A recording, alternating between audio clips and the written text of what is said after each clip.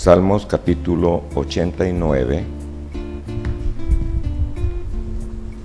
Aquí vamos a leer un versículo, y es el versículo 48. Este versículo es muy corto y dice así: ¿Qué hombre vivirá y no verá muerte? ¿Librará su vida del poder del sepulcro? Una vez más, ¿qué hombre vivirá y no verá muerte? ¿Librarás su vida del poder del sepulcro? Vamos a platicar por unos minutos sobre lo que es una cámara de muerte. A mucha gente no le gusta hablar de la muerte, pero considerando las Escrituras, el sabio Salomón está preguntando, usted se fijó en la escritura que leímos, dice: ¿qué hombre vivirá y no verá muerte? Con esa sola interrogante entendemos que no hay hombre sobre la tierra que no tenga que morir. Todo hombre y mujer, obviamente, tiene un tiempo para entrar y vivir en este mundo, y cuando su tiempo se termina, entonces es tiempo de salir. No sabemos en qué momento, a qué hora, a qué día, de qué año, de qué época vamos a morir. Pero lo cierto es que nos iremos y dejaremos huellas en las arenas del tiempo.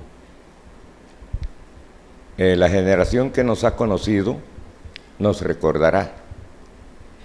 Las nuevas generaciones poco a poco se irán olvidando. Y usted dirá: ¿será posible eso? Y pregunto: ¿quién de ustedes aquí conoció a su tatarabuelo?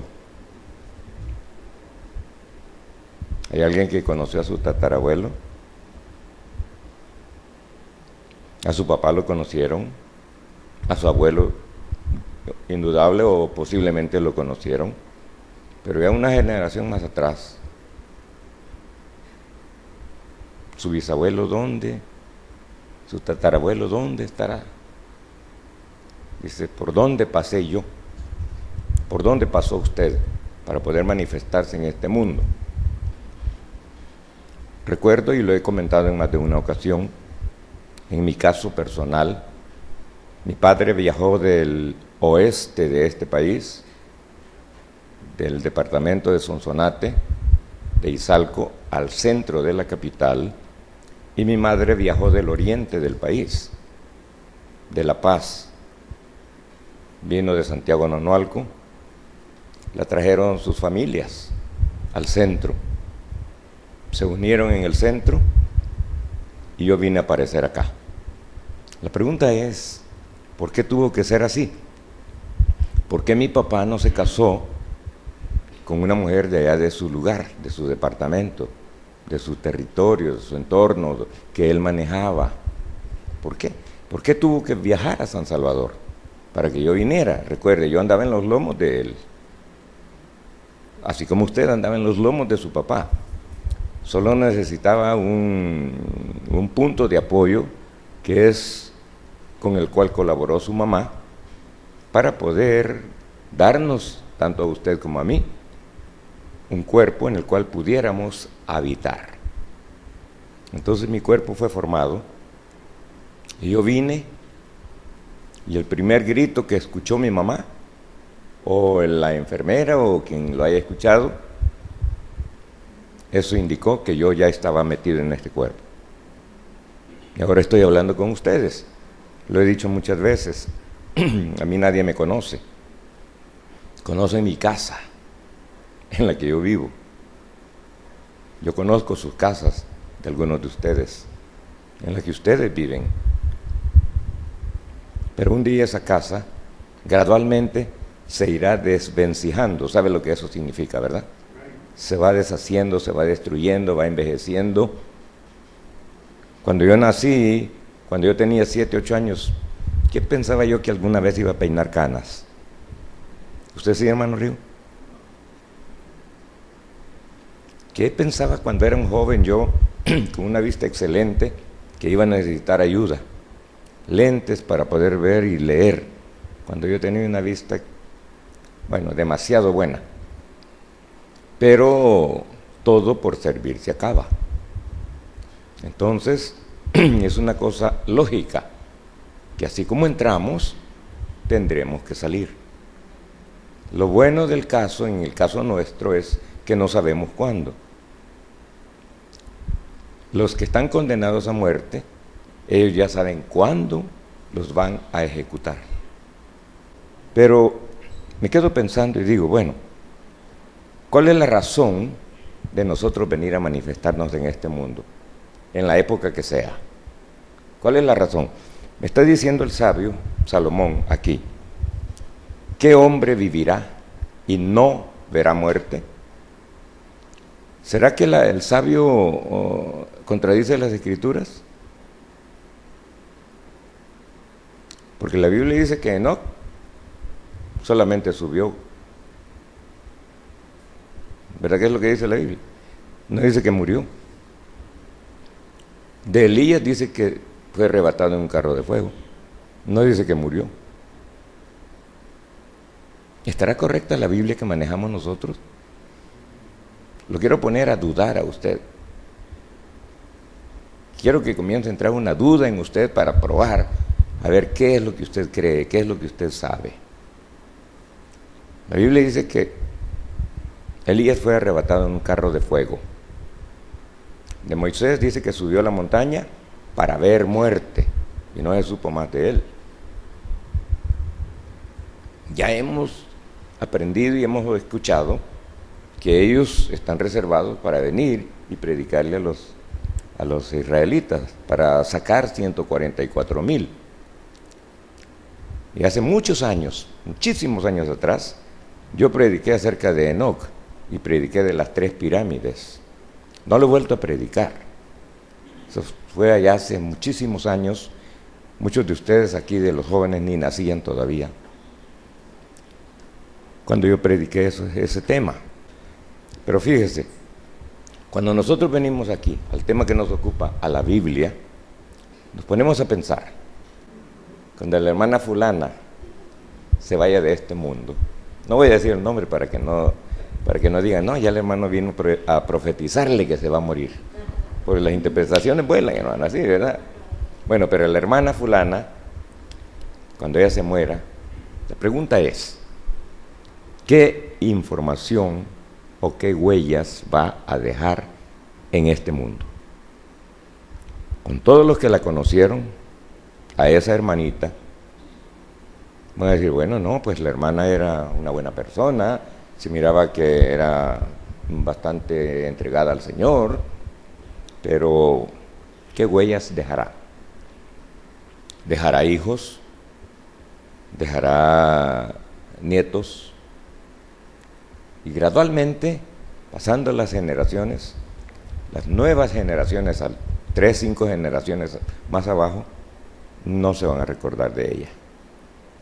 Yo recuerdo a mi abuelita, la mamá de mi mamá. ¿Te recordás? Sí. Los menores, muchos de mis hermanos, los más menores, probablemente no la recuerden. Pero mis nietos, ¿qué van a saber de mi abuelita? Ni fotos tenemos. Yo no tengo fotos de mi abuelita. Tengo la imagen de ella en mi mente, grabada de cómo era ella. Porque yo iba a comprarle el pan para venderlo todas las mañanas. Bueno, ella echaba tortillas, era una mujer de mucho negocio. Pero bien, mis nietos ya no la conocen. Mis hijos, probablemente lo del mayor, la recuerde porque la tuvimos en casa nosotros. Pero la menor no va a tener ni idea de quién era mi abuelita, la mamá de mi mamá. Entonces mis nietos, menos todavía. Algunos de mis nietos actualmente ni conocieron a mi papá. porque nunca llegaron aquí. Mi papá nunca fue a Estados Unidos, entonces no lo conocieron. Entonces, algunos de ustedes, obviamente, 5 generaciones atrás, no saben de dónde vinieron, quiénes eran, etcétera. Pero nos está diciendo el sabio, ¿qué hombre vivirá y no verá muerte? Porque mucha gente le tiene miedo a la muerte. Pero le voy a decir que la muerte no es como es pintada. La muerte es algo diferente. La muerte camina con nosotros de día y de noche. Desde el momento en que nacimos, la muerte camina con nosotros. Nada más para que piense. Y si usted observa las escrituras, vamos a una escritura más para compaginarlo en el libro de Primera de Corintios, el capítulo 15. Tomamos lo que dice el apóstol Pablo para considerar los detalles de lo que es una cámara de muerte, que es lo que estamos platicando. Primera de Corintios, capítulo 15, el versículo 40, una vez más, Primera de Corintios 15, 40, dice así: y cuerpos hay celestiales y cuerpos terrestres, mas ciertamente una es la gloria de los celestiales y otra la de los terrestres. Bueno, entonces, de acuerdo al mensaje y a la Biblia, nosotros estamos viviendo en este cuerpo. Este es un cuerpo terrestre. Este cuerpo tiene su gloria. ¿Cuándo fue la gloria de este cuerpo? ¿Cuándo se manifestó la gloria de este cuerpo? Vamos a considerarlo a nivel de edades. La gloria de este cuerpo, lo mejor que usted pudo disfrutar de su cuerpo, el que usted tiene, en el que usted vive, fue su juventud. Fue lo mejor. Su infancia fue, en muchos casos, no muy buena, y en muchos casos buena. En muchos casos, ¿por qué no muy buena? Porque posiblemente algunos padres fueron irresponsables con algunas criaturas, y esas criaturas, su infancia fue de extremada pobreza. No recibieron el cariño paterno. En otras ocasiones, las madres regalaron a sus hijos, y alguien más los adoptó, y alguien más los educó, y alguien más los hizo crecer. Y no tuvieron el verdadero amor materno, el cual les pertenecía por un derecho, por haber nacido de su respectiva mamá. En ocasiones, las madres tuvieron que trabajar, ausentarse diariamente de su casa, y sus hijos no tuvieron ese calor materno diario. Cuando eran niños, cuando eran infantes, siempre buscaron a alguien más que los cuidara, el hermano mayor o la hermana mayor, o alguien más, vecino o quien sea, porque tenían que trabajar. En los Estados Unidos es más común eso. Los hijos, en la mayoría de los casos allá, no saborean el amor del papá ni de la mamá, porque los dos tienen que trabajar. Entonces los llevan con una persona que los cuide, o a un lugar donde cuidan niños. Y las maestras o las que cuidan a los niños son las que hacen el papel de papá y mamá. Y muchos de los padres, cuando llegan a su casa, ya es noche, tal vez la madre sale más temprano, lo llevan a la casa, el niño está dormido. ¿En qué momento ese niño tiene comunicación con su papá? Viera qué difícil es la vida en los Estados Unidos, porque la vida en ese lugar es muy, ¿cómo le diré?, muy precipitada. Allá el tiempo no dura. Pero mire, llega el momento cuando la vida se detiene.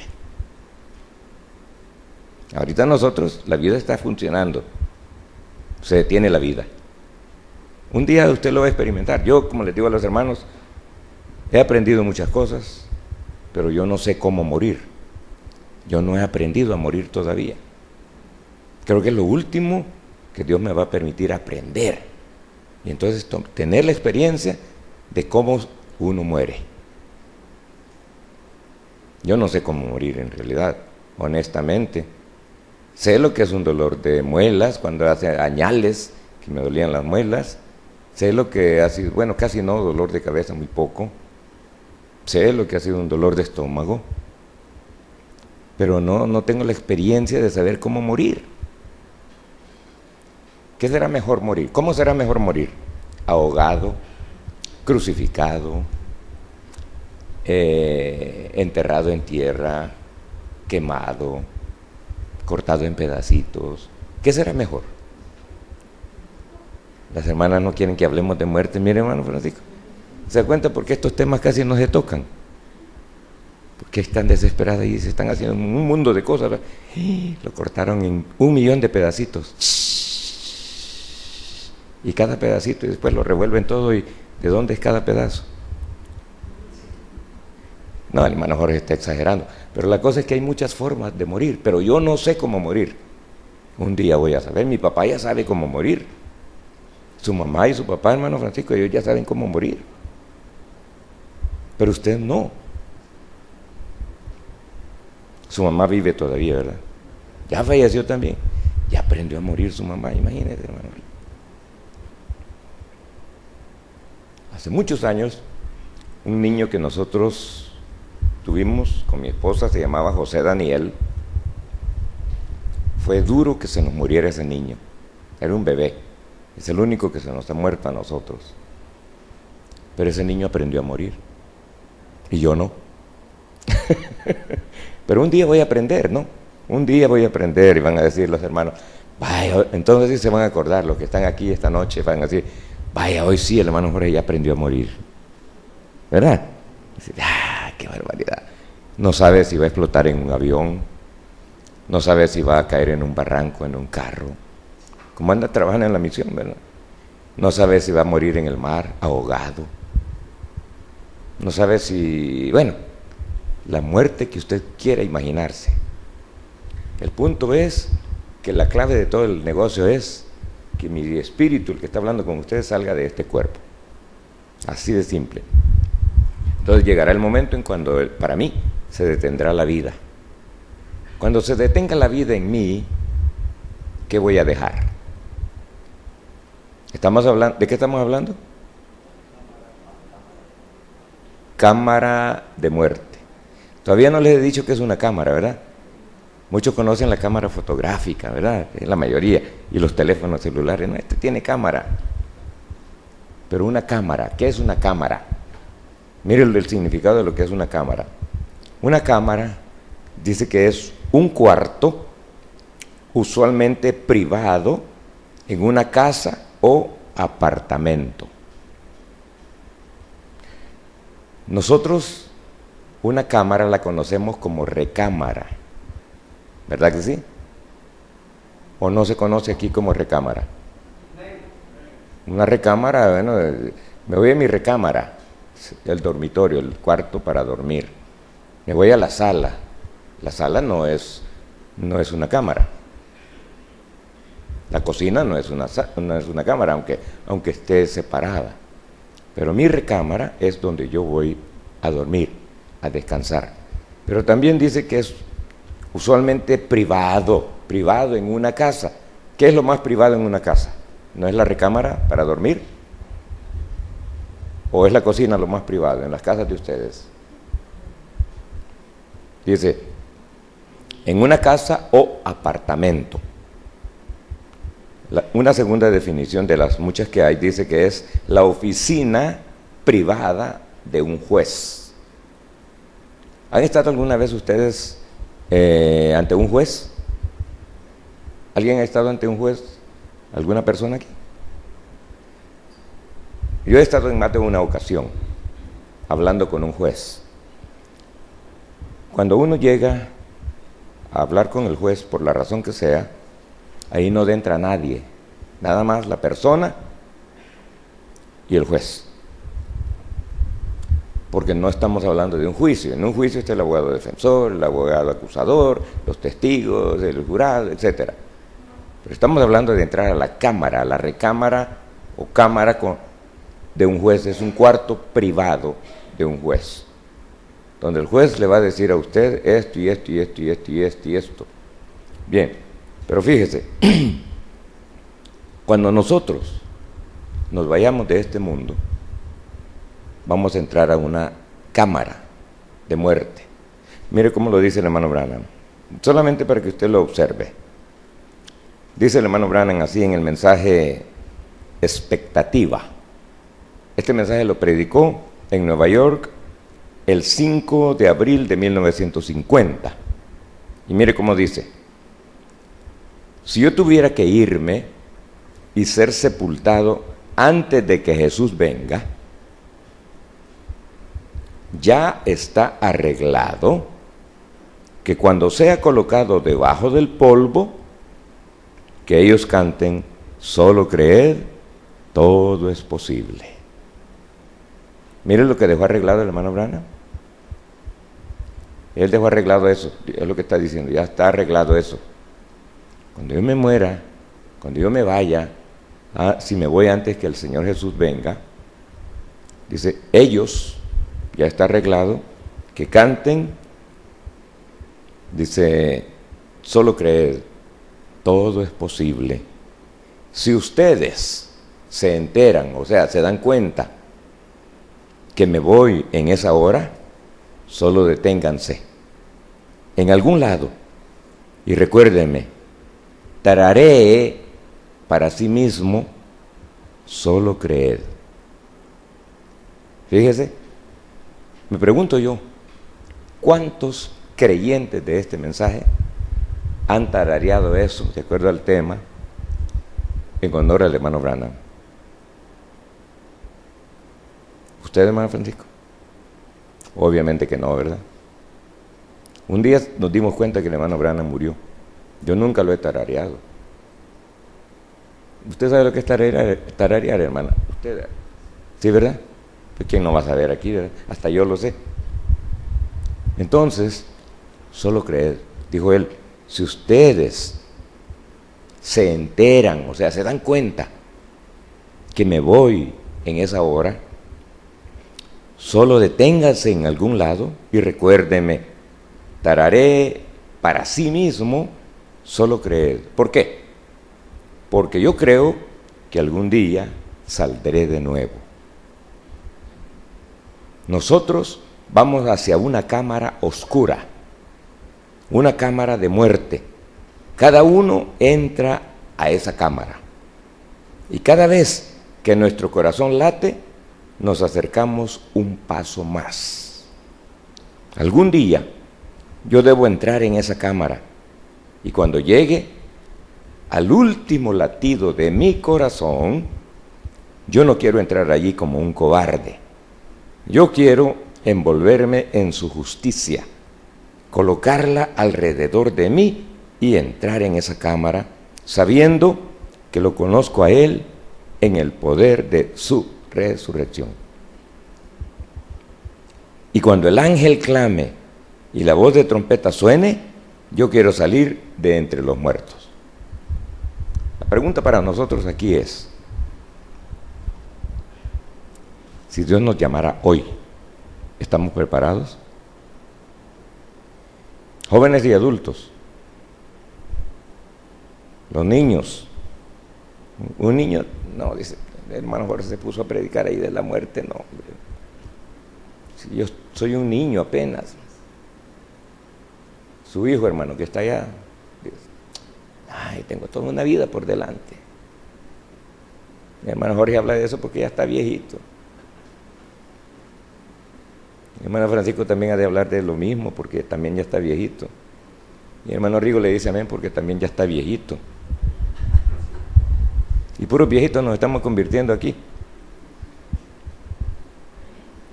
Pero mire lo que el mensajero dice. Cuando nuestro corazón dé el último latido. Hermano Moisés, ¿cuántos millones de latidos habrá dado ya su corazón? No son miles, estoy hablando de millones. Dependiendo de la edad. Imagínense, mi corazón ya Ya voy a cumplir 70 años yo. ¿Cuántas veces ha latido mi corazón? En algunas ocasiones lento, en algunas ocasiones rápido. Cuando yo iba al gimnasio, cuando estaba joven, mi corazón latía rápido. Pa, pa, pa, pa, pa, pa. Cuando hemos corrido o hecho algún ejercicio, alguna cosa, el corazón se acelera, el pulso se sube, ¿verdad? Porque se acelera. ¿Cuántas veces han corrido las hermanas? Cuando eran niñas, de seguro corrían, por... Y a saber qué desastres hicieron todas estas hermanas que están aquí. Todas, sin apartar ninguna. Porque no veo a ninguna en silla de ruedas y sin piernas para caminar. Saber qué desastres hicieron cuando eran chiquitas.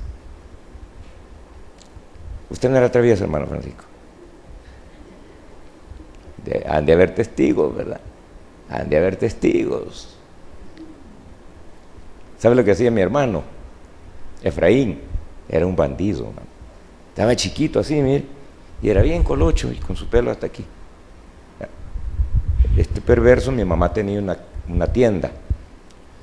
Ponía, hermano, los huevos en fila, así. Una vez le comenté yo, ponía los huevos así y empezaba a marchar sobre ellos. Eso hacía mi hermano Efraín, hermano. Mire cómo era de bandido.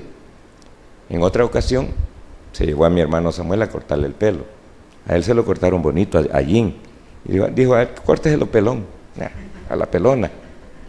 Va llegando con el coco liso de allá a la casa. Imagínense. Y mi mamá dijo, ¿y qué hiciste, tío? ¿Por qué? ¿Por qué le quitaron el pelo al niño así? No, dijo, él quería que se lo cortaran todo, dijo. Imagínense. Él no se acuerda, vivíamos nosotros en la colonia Cucumacayán. Todavía no llegábamos allí a la Pío Romero, donde vivimos nosotros. Imagínense, tantas cosas, pero me quedo pensando y digo, yo me siento muy privilegiado de que Dios me haya permitido llegar a la edad en que estoy sin tener problemas de salud enormes. Tranquilo, duermo tranquilo, vivo tranquilo, trabajo tranquilo, estudio tranquilo, hasta el momento. Pero no sé cuántos latidos ha dado mi corazón. Un día lo sabré. En algún lugar está esa cuenta. Desde que estaba en el seno materno empezó el corazón. ¿Usted no ha investigado al respecto, no? Desde que estamos en el seno materno empieza el corazoncito. Ya cuando se desarrolla el feto y empieza, si usted lo analiza un poco se va a dar cuenta y llega el momento en que comienza él. Bien, dice el hermano Branham, espero verlos a todos ustedes allí. Mire lo que sigue diciendo. Espero verlos a todos ustedes allí. ¿Cómo me gustaría tomarlos a cada uno en esta noche? Sentarnos y conversar con ustedes por horas. Es casi imposible que yo haga eso, pero haré una cita con ustedes. Bueno, claro, lo está predicando, cuando él está predicando eso, hermano Branham, hablando con su gente, lo tomamos para nosotros aquí. Decimos, bueno, mi hermano Branham estuvo hablando de eso y nos habla, voy a hacer una cita con ustedes. ¿De qué querrá platicar el hermano Branham con nosotros? ¿De qué le platicarías al hermano Branham, Samuel?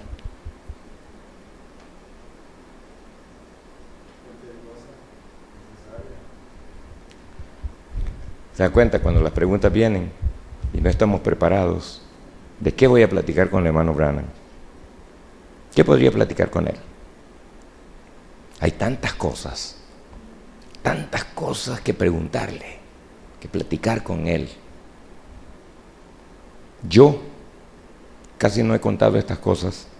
Un día tuve un sueño y lo tengo registrado en el año 2011. Yo soñé que estaba aquí en El Salvador y el hermano Branham llegó a mi casa. Cuando él llegó, comenzamos a platicar, platicando con él. Y luego le digo, hermano Branham, ¿por qué no se queda a comer con nosotros? Como un amigo. Yo no estaba pensando que era el profeta ni nada, sino un amigo más. Dijo, sí. Le dije a mi esposa, el hermano Branham se va a quedar con nosotros a comer, prepara comida. Seguimos platicando y en lo que platicábamos le sonó el teléfono a él. Y me dijo, un momentito, permítame. Se levantó, agarró su teléfono y empezó a hablar con la persona. Y desperté. Me quedo pensando.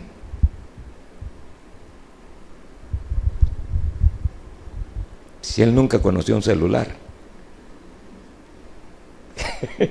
¿cómo es que le sonó el teléfono? Si nunca conoció un celular, ¿por qué tuve que soñar un sueño de esa naturaleza yo? Me quedo pensando yo, y digo, qué tremendo, de veras. Yo casi no sueño, es muy raro que yo sueñe.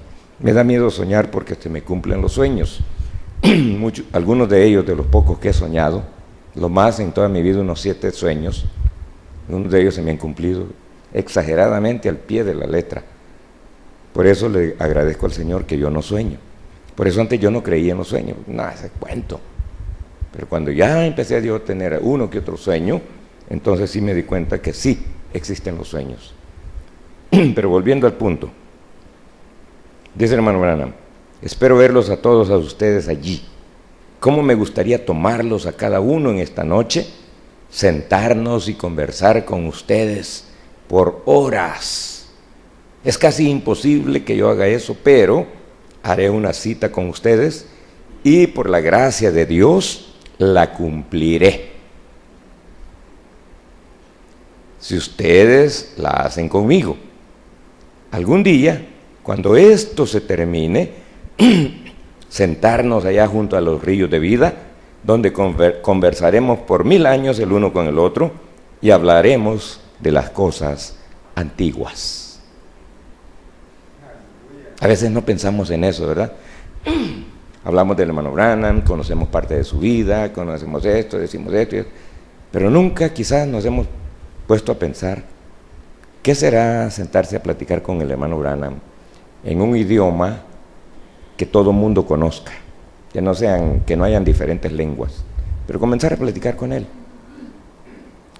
¿Cómo me gustaría a mí, claro que yo sé que un día lo voy a hacer, platicar con mi papá? Me gustaría platicar mucho con él, de algunas cosas que yo recuerdo, de algunas cosas, y decirle algunas cosas que nunca le dije por estar ausente, platicar con él. Ahora platico con mi mamá, tengo la oportunidad todavía de platicar con ella, pero me gustaría platicar con mi papá, y yo tengo algunas preguntas para él, pero que el tiempo no se nos vaya, que haya suficiente tiempo para no estar apurados. ¿Y qué hora es? No, hombre, ya es hora de salir. Ya el hermano Jorge se tardó, ya tengo hambre, ya me chillan las tripas, ya, ¿por qué no termina, hermano Jorge? Ya me dio sueño.